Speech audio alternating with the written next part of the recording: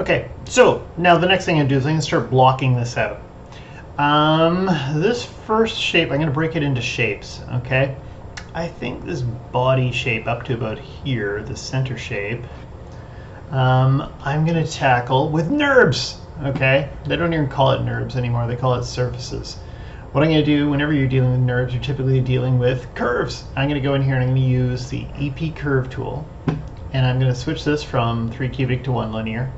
I typically always use the EP curve tool for this, and I keep the other one at 3 cubic for whatever reason, I don't know. And here, let's just turn off the grid as I do this.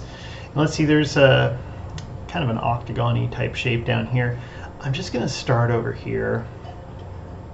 Therefore, these kind of shapes in here, the little kind of leaf or feather or some kind of shape here, I'm just going to ignore it, and I'll come back and deal with that afterwards. I'm kind of changing this wherever there's curvature. I'm going to hit backspace, and I'm going to middle click and move it around. Okay.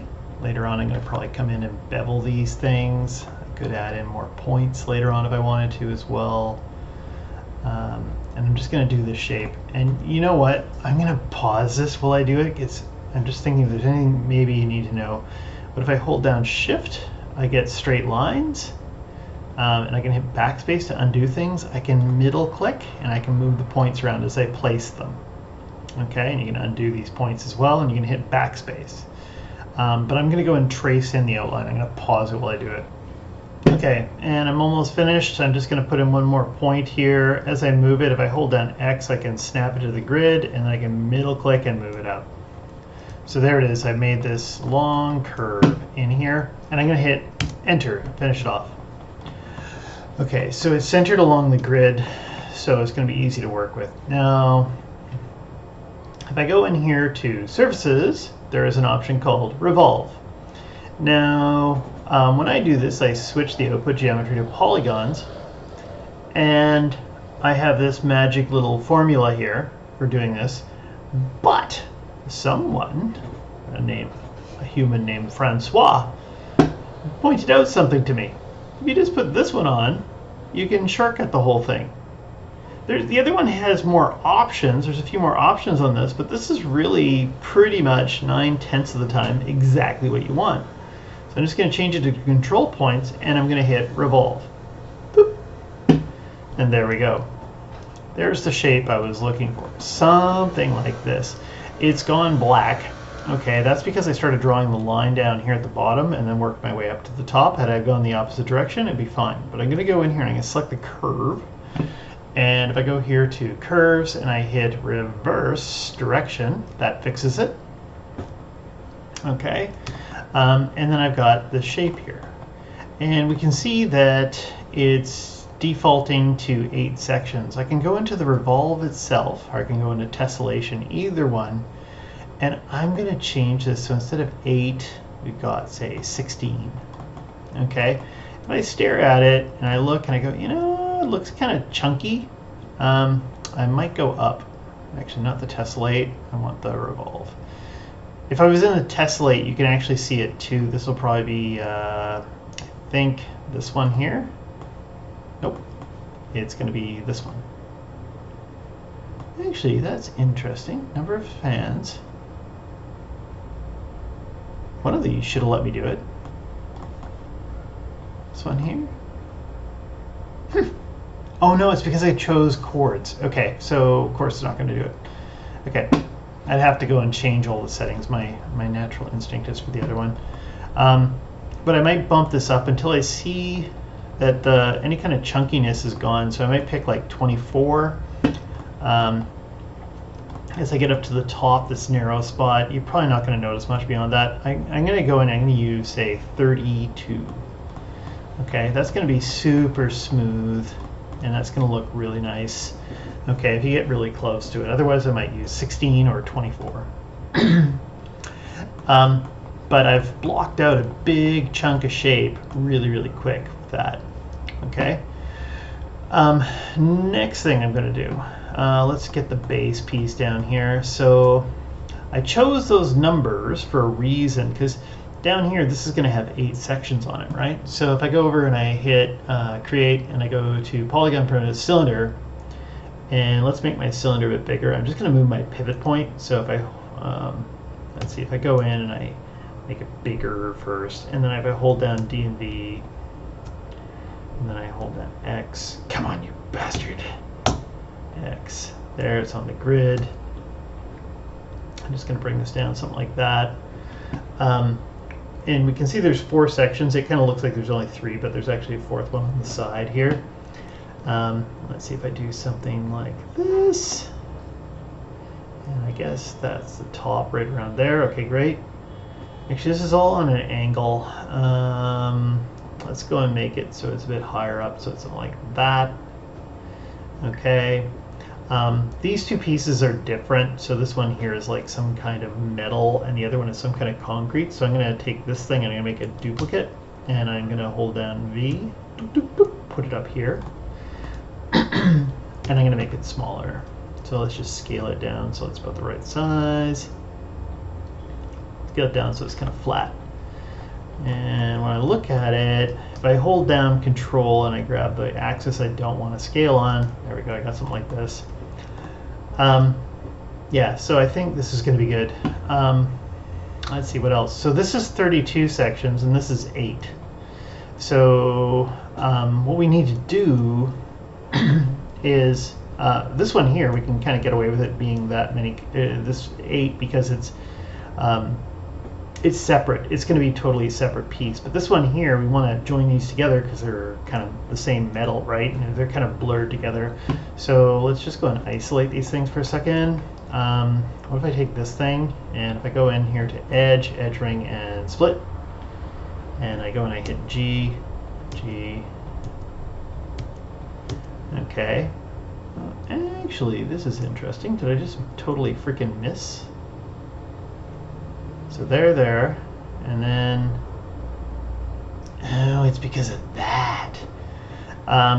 It kind of did this, and it created quads down here, and it started doing funky things. So let's just undo for a second here. I'm just going to get rid of these faces in the middle.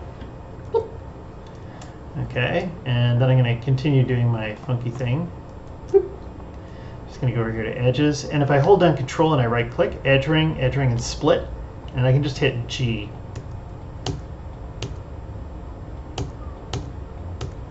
Okay, I could do this a number of different ways, but this is the fast, or for me it seems fast. Right, all I have to do is just keep hitting G and splitting up each of these faces 4 times. There we go, we're done. Okay, and so that means that basically if I look at this object, this has got 32 sections on it, right? If I go and double click on this, and if I had my display, heads up display, poly count is on. So it's telling me there's 32, and I take this one down here and I go to the edges. That has also got 32. Okay, so I can take one of these edges near the bottom here, and I can hit mesh, fill hole. That's filled in. Grab the face, and I'm just going to do a quick poke. Done. Okay, and then this top section here, I'm just going to take this piece and this piece. I'm going to go to mesh. I'm going to hit combine.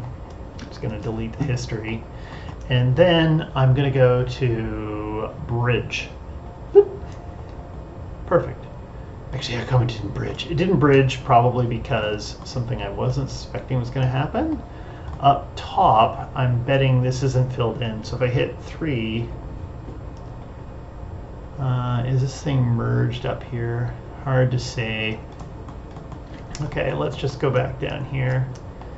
And if I take this one, and I'm going to hit bridge. There we go. I was trying to shortcut it. Sometimes if you just got a hole like that, when you hit bridge, it'll work. Let's hit 1. So that actually works straight across here. I don't have to play with the offset. The offset used to be here, but then someone moved it. Someone who should have been fired. There's the bridge offset, so I can kind of go in and change it around if I want to, but it's worked out perfect. Okay, so I got my shape. I'm probably going to have to spend some time with this afterwards, going in and doing things like taking this edge loop and say this one and giving it the bevel. Okay, but I won't do that right now. But there's going to be a lot of time doing that. Anything else I want to say about that? Those pieces are blocked out. That's good. The bottom's concrete. The other piece is metal. What time are we at? We're at 10 minutes. I'm going to do the block out of this lamp as well, and then I'll pause and I'll do this on a separate one right here. So for this one, these are separate pieces, so they're just kind of sitting on each other. I could probably get away with doing this differently. Let's see, this is going to be glass as well. That's going to be metal up there. It looks like a different type of metal, but I'll just pretend that I know what I'm doing. Polygons, let's go in here and create a cylinder. And I'll just pull this up here. I always have my cylinder set to 8, so it's going to have 8 sections on it.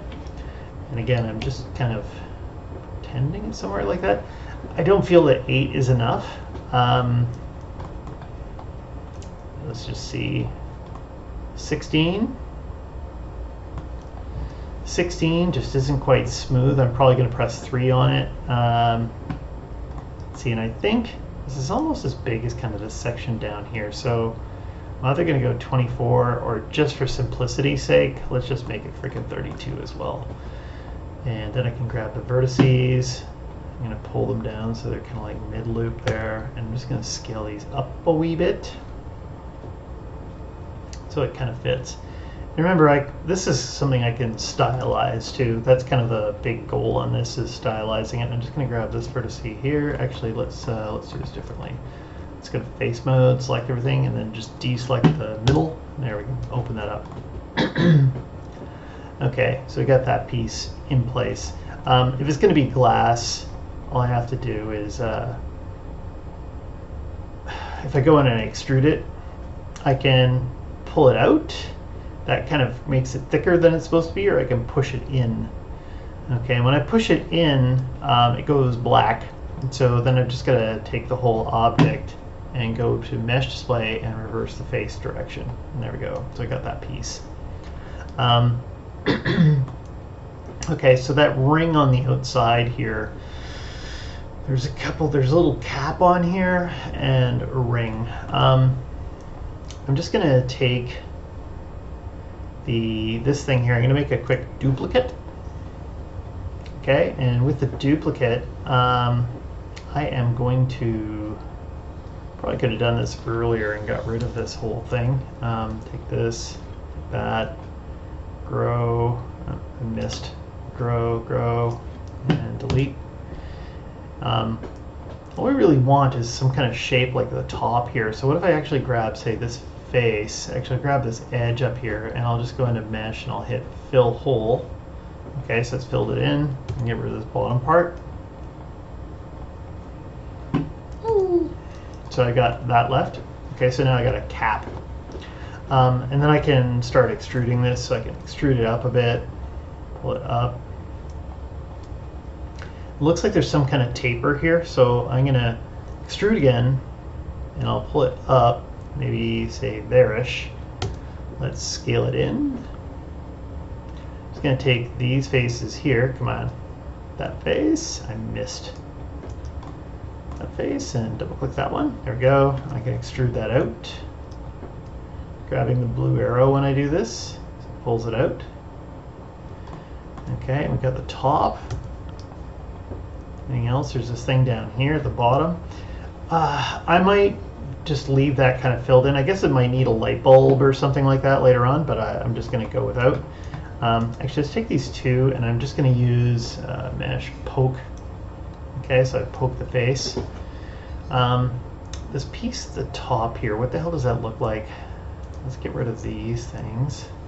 And I'm just going to take those faces and I'm going to extrude again. When I extrude, I'm just going to switch to the scale tool. Scale this in. Part of me is, like I said, I'm kind of tempted to make a separate piece so I just don't have so many polys, but yeah, no one's going to notice. Here, extrude, pull it up a bit, scale it a bit, extrude it again, pull it up a bit. Whenever I hit extrude, I just go to the move tool, unless there's some reason I need to do some kind of subdivision on it or something like that. And then I'll extrude again, pull it up, scale it down, and there. Now I gotta look at this reference image again. So it's something like that. And there's some other details on the side. I might make those up and pretend later on. What time are we at? 15-minute mark. Okay, great. Anything else I want to do in here? Actually, I feel like I'm just going to take this vertex here, and I'm holding down Control, right-click, and I'm going to convert to faces. Boop. I'll just extrude that up inside a little bit, and it's gone too far. I'm just going to taper it a wee bit. There, and that feels better. What about this piece down here, this bottom section here? It looks like there's kind of a ring, and the ring kind of fits on the, let's just hit this and hide it. Fits on the outside of the glass. Looks like there's a couple of sections here. Okay, and there's a section down here. So, let's bring this back. And I hid that thing. Let's take this thing to make a quick duplicate again. Let's just isolate it. I just want like a ring along here. So I'm gonna go and get the multi-cut tool. Boop. And let's see if I take faces. I take this face and double click on that. And then I hold down Shift and I invert the selection and delete it. So then I got the little ring on the outside. And I'll hit extrude, give it some thickness. Okay, great. And then it's got this weird little taper that's coming down. And there's 3 of them. If I thought about it, what would be the simplest way through this? Simplest way is to change it from 3 to 4, right? And then 4 is easier to manage. But maybe just to mix it up, so you got 32. That doesn't divide by 3, does it? So, didn't think that far down the pipe. I'm gonna pause for a second. Okay, I thought about it, and I think the easiest way to do this is to make it another separate piece so I don't have to do any reworking. This little ring here can sit on the outside, and I'm gonna have like a little wire thing that goes on the outside, or not wire, but bent metal. And this gives me a chance to use a different tool. So I'm gonna go here to the Create Polygon tool. Little ring down here, we'll figure that out afterwards. I'm just gonna start with my shape, something like this. So I used the Create Polygon tool. I was drawing counterclockwise. I'm going to go into the Mesh Tools and now use the Append Polygon tool. Something like this. I'm just going to hit G on the keyboard. So that basically sets this piece. And I'm doing a bit of guessing as I look at this. I might have to do some tweaking afterwards. There. And then as we get up here, it's going to get tricky. So it's going to crash a little bit here. Click on the edge, click on this, click on this. I'm just going to go this way a little bit, and then I'm going to go here, here. Okay, I'm just going to hit 4, see what the hell I'm doing. I'll hit backspace and undo that one. Put this one out this way a little bit, and then place this one here. Okay, great. And then I'm going to take that, and I'll hit G. I'll click on this edge here, and I'm going to go all the way up here. Something like that. And how does that look? Seems to be okay. Again, I'm just pretending, so I hope that's good. Take this thing and I'm gonna select it, and I'll hit extrude, Control E on the keyboard. Pull this forward a little bit. Okay, so now the center of this thing is off because I pulled it out. So let's hit center pivot, and I'm just gonna grab the move tool. I'm gonna hold down X so I snap it back to the grid. Okay, and then I'm going to take the pivot point, I'm going to hold down D and V and snap it to the center here. Okay, so that means, let's delete the history, I'm going to freeze the transformations. If I were to take this one right here, I can go make a duplicate and grab the rotate tool, hold down J, and if I rotate it 120 degrees, then I hit Shift D, There it is. I got 3 sections for this. Okay, so I might come up with some other solution down here.